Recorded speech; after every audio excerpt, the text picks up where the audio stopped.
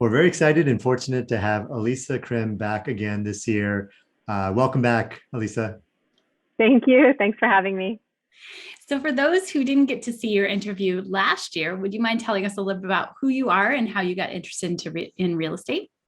Of course. Yeah, sure. So I'm Elisa, and I'm a full-time pediatric gastroenterologist in Miami. I work as the chief of my division and run an IBD center and married. My husband's also a full-time physician. We have 4 children and very busy, lots of activities and things going on, of course. Our oldest two are 16-year-old twins. We've got a 13-year-old and a 10-year-old son. And I think as time kind of went on, I started to think about what would be the future for our twins. They are super intelligent, awesome, but they are on the autism spectrum, and kind of wanted to look for ways where we might be able to guarantee that they have everything that they need, regardless of what their choices may be in the future. So caught kind of a little glimpse of what you guys were doing on the internet and thought, wow, this actually sounds like it would be pretty fun and pretty cool.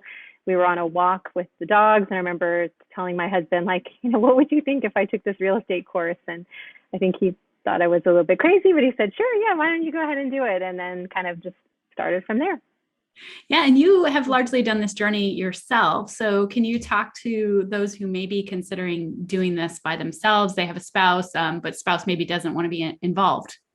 Yeah. I mean, I think even today I asked him if he wanted to be on camera, and he's like, no, I'm the silent partner. So and I think it's important to know that he is a partner in this, but not necessarily part of the decision making for the deals and necessarily everything that happens. But he shows up and is present when is needed. Working on the house, helping me put things together. But generally, the day to day decisions as far as what we're going to buy, where we're going to buy, how we're going to buy, when, all of those sorts of things, I pretty much have made those decisions on my own. And, we've really done a lot over the past, 2 years, basically. It's been almost 2 years. Wow. So in 2 years, what have you done? Okay. So year one, we bought 2 duplexes, and those are both in Tampa, and basically have been renovating them starting year 2. So we're almost completed the renovation of those properties. They're actually interesting because they were sold as duplexes, but they're actually individual little houses. So we renovated 4 individual little houses, and obviously increased rents, and hopefully we'll be ready to 1031 them coming in July or August. So that's kind of where we are for that. And obviously value has gone up. We're hoping that we capture it while it's still up as high as we want it to be. And then after that, I bought a short-term rental in Tennessee and a short-term rental in Lake Lure, which is where we are right now, on a little week vacation with the family. And then basically the year 2, we purchased another short-term rental in Destin, and then 2 more short-term rentals in Tennessee. And then we have a short-term rental under contract for build, actually 2 short-term rentals under contract to build, both in Tennessee as well. So that's kind of where we are right now. And this property that I'm sitting in, we did a complete gut renovation. So took the property all the way down to the studs, as well as the exterior, all new siding, all new paint. We have a boat dock that was rebuilt, also built a fire pit, added a hot tub deck. I mean, pretty much did an entire complete renovation. Yeah, and we're going to be looking. And we're going to be looking at that renovation in the renovation video. But I want to talk about how you started out with long-term rentals and then added so many short-term rentals to your portfolio, and why you decided to do that and what the result of that has been. Yeah, I think for us, it really being full-time positions and both being leadership positions, I knew there really was no chance that we were going to be able to get real estate professional status, at least not any time in the foreseeable future. So wanted to be able to have the tax benefits of real estate investing without having that target that needed to be hit. So we found, actually, through talking with our CPA, that short-term rentals may be an excellent opportunity, and then kind of just dove in headfirst into that arena. And then tell us how that actually affected your taxes. Has it been Yeah. what you thought it was going to be? Yeah, it was amazing. I mean, basically really amazing. So this past year, we are both subspecialists, right? So our clinical income is not insignificant, and we paid almost zero taxes for the calendar year of 2021. So, we really almost completely eliminated that tax burden. There's so many other benefits, right? We got to vacation in our short-term rentals and actually work at them without having to, spend additional money for traveling with a family, et cetera, because all of that was tax deductible as well, really. I mean, so in the end, it had many, many, many benefits for us. Talk to us about this particular property you're sitting in, because I know you did something unique with this where you pushed the renovation off until the next year, right? So can you talk us through how you did that and why you did that? Yeah, I mean, so when we bought it, we closed in August, and it was in the middle of the early days of the pandemic, and we were all on, telemedicine, and everything was kind of chaotic. And we said, well, why don't we just go and hang out here for a couple of weeks? We'll get it rent ready and then earn some money. That way we have at least a little bit of a nest egg towards this property, because we knew that it was going to cost a lot of money. I don't think I really anticipated how much it was going to cost, right? And I think that's something important for people to remember. You always have a target, but frequently you overshoot the target because you add things, like we added the fire pit and we added the hot tub deck, and I decided I wanted Trex, instead of traditional deck boards, so all of those things obviously add up. So we basically used the house as it was and rented it out for about 6 months. And then we took it off of the market, and then they started the renovation in the winter of that following calendar year. And, we changed the footprint of the house to some degree, right? So we added bedrooms, we added dormer windows. We completely moved the primary suite. So the original primary suite was on the main floor, and we chopped that suite in half to make 2 bedrooms. And then we changed and made the primary suite upstairs by adding those dormer windows, adding a bathroom. And really the main reason for that was there was no bedroom in the house that had a direct lake view, and we have a gorgeous view, right? So we're one of the few houses on the lake that sits up as high as we do. And we have a view of this place called Chimney Rock, which is basically this really neat little, area in town. It's a hiking spot where everybody goes to, and we have a view of that little peak from our house. So we wanted to make sure that people could see that they could enjoy it. It's pretty cool waking up in the morning and just having this absolutely gorgeous view right outside of your window. So we wanted to capitalize on that, and it was expensive, but I think in the end it was very, very much worth it. Now, I think a lot of people who are buying one short-term rental from afar, they'll go for the 100 hours and more than anyone else. But can you talk to us about the loophole that you use for the short-term rentals, since you had so many, and then how you got those hours doing it from afar? Yeah. So that first year, right, in 2020, we did do the 100 hours per property because we were, we needed to find a way to make this work. And then, and to get those hours, really, we were physically at the property, building furniture, putting things together, and then running the Airbnb by ourselves or VRBO, communicating with guests, interacting with repairman, with the cleaners, et cetera. And so that was pretty easy. And I found that first year, even in that first kind of 6 months, I already had put in probably 400 hours or so that in that 6 months time. So I figured it would be very easy to reach that second goal, of 500 hours by grouping the properties together. So that's what we did for 2021, is we grouped all of the short-term rentals together and then used that cumulative hours to do it. And again, it's very, very simple, right? None of our properties are within easy driving distance. Even the one in Florida is 9 hours drive away for us. It's not like we can just pop in for a quick visit. So almost everything is done, from communicating on the cell phone or via the apps with guests.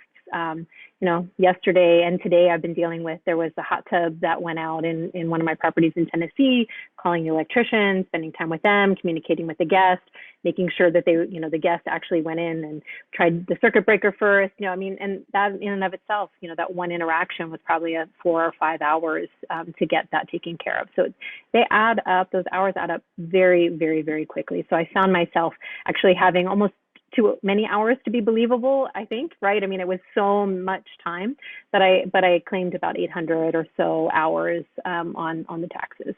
So very easy to achieve. So how did you work full time with 4 kids? Yeah. And then self-manage? How many properties? 6 short-term rentals last year. Yeah, I mean, it's a balancing act, right? It's just like anything, you're constantly doing a little bit of juggling. But I think the general day-to-day stuff is pretty easy once you have down a system in place. I also did hire somebody to help me, right? So I have a virtual assistant, which I think is also super helpful. And I'm in a really lucky position, and because she's actually a family member. So, I have, she's very trustworthy. I can ask her to do, anything. I don't think I've actually made her achieve her full potential. So that is one of my targets for this year, is kind of asking her to take on even more responsibility. But, it really does help, that she's able to communicate with the guests and take some of that burden off of my shoulders. So talk to us about the virtual assistant. What kind of tasks are you having her do? And then when did you decide to get a virtual assistant? At what point did you say to yourself, I need some more leverage? Yeah.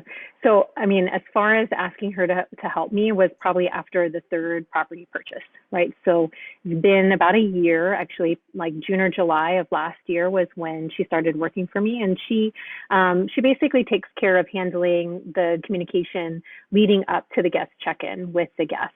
And, one of the things that I want to task her with moving forward this year is actually helping me with all of the, when emergencies come up. Because right now she just does the general communication, but not the emergency type of stuff. And I think that would actually help me significantly, because sometimes I'm like doing an endoscopy and, there's an issue that happens and it's a little bit challenging, right, to step away from my active duties to handle, a toilet that isn't flushing, or, a hot tub that isn't working, or, a bear got into the garbage. Like, those things really happen, and sometimes they happen at inopportune times. So it'd be very nice to have that additional, help in those moments. Yeah, I love how you well, first of all, you overcame maybe any concerns or fears about doing this with a full-time job, medical director, all 4 kids, but you also figured out how to do it right by hiring somebody and getting that leverage. So I think that's awesome. Now, did you ever have those moments of fear, or that were you ever like, okay, this is too much? What do I do? How do I overcome this? Like, did you ever run into that, or was it pretty much smooth sailing the whole time?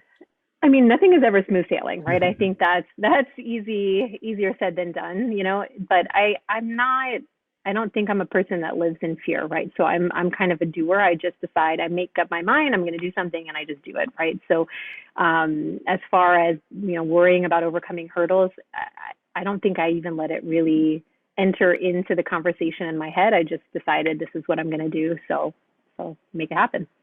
Love it. Love it. Any pointers for anyone about short-term rentals versus long-term rentals? You have now a mix of both. How about the benefits of one versus the other, or what kind of insights can you share? I mean, I think for long-term rentals, in my experience, right? So we own those duplexes, and we also own one in Boston that we had already owned prior to even this being a thought in our heads. They're a little bit more hands off in many ways, right? So once you get them set up and you have a property manager, if that's what you choose to do, I don't have a lot of active roles. I mean, yes, I have had to talk to the general contractor about the renovations and, somewhat involved in the selection of tenants. But really, the day-to-day stuff, it's not on me, right? So I think for people who have the opportunity to get reps, I think it's great, right? Because then you may not have to be as hands-on. And it all depends, right? Because if you're trying to achieve hours, there's that as well. So it's a balance, I think, regardless of what you do.